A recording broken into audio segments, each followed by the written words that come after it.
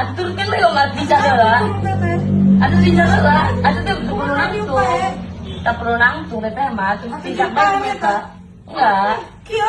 Nangtung tidak Quran. Viral, Al-Quran diinjak di Lebak. 2 orang resmi jadi tersangka penistaan agama.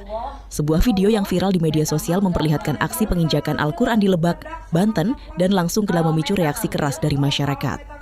Peristiwa ini menjadi sorotan luas karena dinilai melukai perasaan umat Islam. Aparat kepolisian bergerak cepat menindaklanjuti kasus tersebut.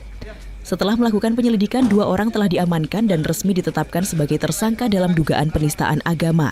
Pihak kepolisian menegaskan bahwa proses hukum akan berjalan tegas sesuai aturan yang berlaku. Masyarakat diimbau untuk tetap tenang, tidak terprovokasi, serta mempercayakan penanganan kasus kepada aparat. Kasus ini kembali menjadi pengingat pentingnya menjaga sikap saling menghormati antarumat beragama dan bijak dalam bertindak, baik di dunia nyata maupun di media sosial. Silakan metasa keluarga.